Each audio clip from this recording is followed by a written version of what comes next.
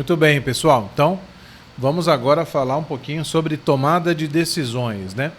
Então, para isso, já vou abrir aqui um novo arquivo, vamos chamar de decisões.py. Legal. Então, qual que é a ideia, né? Nós temos um dos comandos tradicionais aqui de qualquer linguagem é o comando if. Então, deixa eu representar ele aqui rapidinho. Imagina que aqui a gente tem uma entrada de um valor, tá? Vamos imaginar que eu esteja aqui entrando com nota, tá? Uma nota qualquer. E aí, eu preciso tomar uma decisão. Se essa nota for maior ou igual a 7, eu tenho que imprimir aprovado. Caso contrário, reprovado. Então, eu vou fazer a pergunta aqui, ó. Nota, né? Então, aqui seria nota. É maior ou igual a 7? Então, se for maior ou igual a 7, eu venho para cá. É um sim. E aí o que acontece? A gente imprime aprovado. Aprovado. Tá, aprovado aqui. Tá, é ruim digitar com isso aqui. Aprovado. Caso contrário, caso não seja maior ou igual a 7, a gente vai imprimir aqui que o aluno foi reprovado. Então, reprovado aqui. Tá? Reprovado. Ok? E aí, no final da história, a gente junta aqui os dois elementos, né? E termina aqui o processo. Então, aonde entrou o if aqui? É aqui, ó. Eu tenho uma entrada de dados e eu tenho uma decisão. Esse elemento aqui a gente chama de operador relacional. Tá? Ele está perguntando se é maior ou igual a 7. Se sim para cá, se não para lá. Então eu tenho um se e um senão. Um if e um else. Legal? Agora vamos fazer a codificação disso. Então, primeiro, não precisar entrar com uma nota. Então, eu vou criar aqui variável nota. Eu já vou diretamente pedir a entrada dos dados aqui, tá? Input. E vamos perguntar aqui, qual a nota? Qual a nota? Bem legal. Eu já posso aproveitar e transformar essa nota, vamos ver se ele aceita, transformar ele no inteiro. Tá? Então a nota que ele digitar, eu já inteiro. E para saber o que a gente faz, lembra? A gente imprime o type de nota. Type de nota. Pronto. Então vamos fazer o teste aqui. Rodei. Qual a nota? É 15. Ah, desculpa, estava ali embaixo. 15. Olha lá, tá vendo? Então ela já virou um inteiro. Então é mais fácil já na entrada colocar o tipo, né? Já converto ele para inteiro. Legal. Bom, já que eu sei que ela está inteiro, agora eu tenho que fazer a pergunta. E o comando aqui no Python que serve para a gente fazer a pergunta é o if, tá? Então, if nota maior ou igual a 7, aí o que a gente faz aqui no Python? A gente coloca 2 pontos. O 2 pontos indica que a partir daqui, eu vou dar um enter, olha que legal, ó, ele já, tá vendo que ele já colocou ele um pouco mais avançado? Isso chama-se indentação, tá? Essa indentação no Python, ela é regra. Então, olha só, se eu não coloco 2 pontos, ele não respeita a indentação. Quando eu coloco, ele já entende que, como está avançado, o que eu digitar aqui pertence a essa decisão. Então, se nota for maior ou igual a 7, o que a gente vai fazer? A gente vai imprimir que ele está aprovado, tá?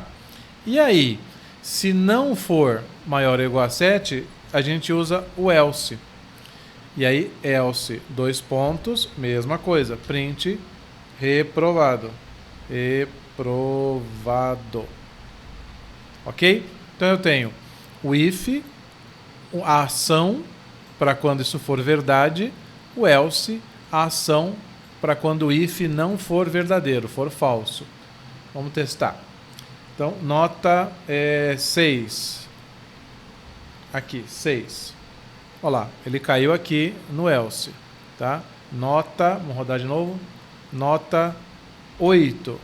Ó, ele caiu no aprovado. E 7 também. De 7 para cima, ele cairia aqui, né? Aí eu vou propor um exercício aqui um pouco maior, tá? Vamos considerar que a regra é assim, ó. Maior ou igual a 7 é aprovado.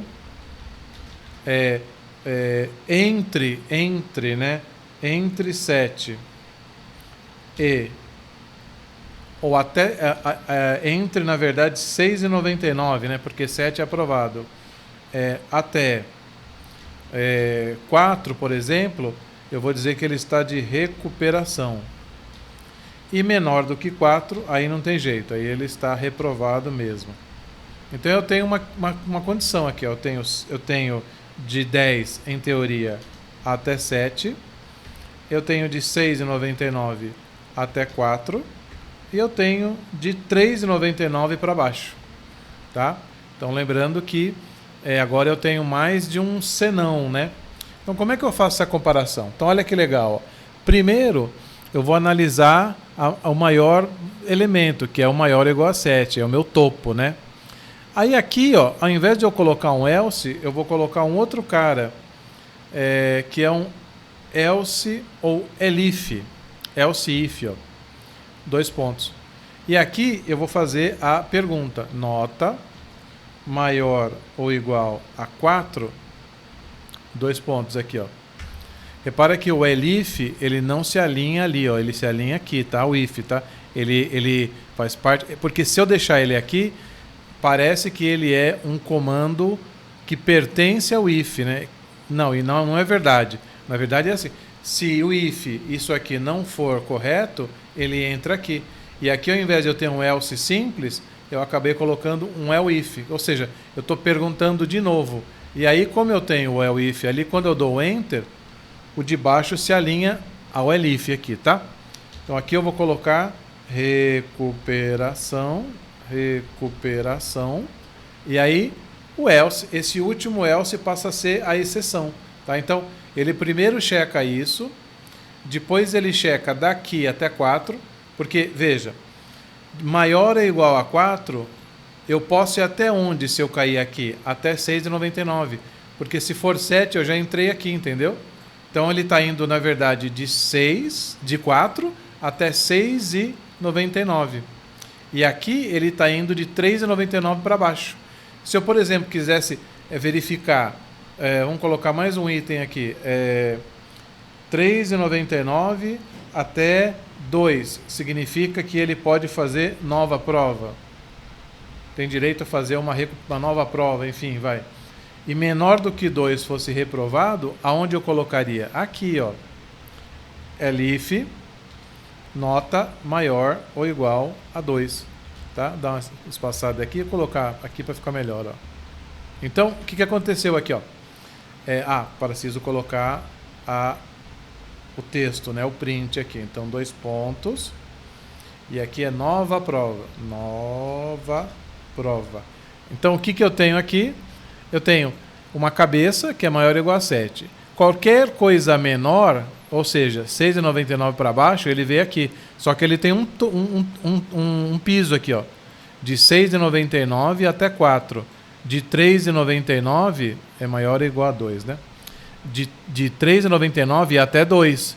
E aí de 1,99 para baixo ele cai aqui. Então esses são os tetos, tá? Vamos rodar? Então vamos lá. Fazer os testes de mesa aqui. 8. Vamos colocar 8 aqui. 8 tem que entrar em aprovado. Legal. Mais um. Vamos colocar 6. 6 tem que entrar. 6 ele está entre maior que 4 e menor que 7, né? Então tem que entrar em recuperação. Vamos agora colocar 3. 3 ele está entre 2 e 4, ó. Tá? Um 3. Nova prova. E 1, aí não tem jeito, 1 é reprovado, porque 1 está abaixo de 2 aqui, tá? Então, dessa forma, a gente tem o uso do if e o seu else combinado. Esse tipo de if, que tem outro if dentro, isso não deixa de ser um if, né? A gente chama de if encadeado, tá? Se eu tivesse um if somente um if, não tivesse o else, por exemplo, só quero saber se ele foi aprovado e nada mais, não tivesse mais nada, a gente chama de if simples. Quando eu tenho um if e um else apenas, que era o primeiro exemplo, a gente chama de if composto. Tá? Então são 3 tipos de if. O simples seria só aqui, apenas um if, apenas uma perninha lá do desenho. If e else, que é o sim ou não, é o composto. E if com if dentro é o if encadeado. Legal? Até a próxima!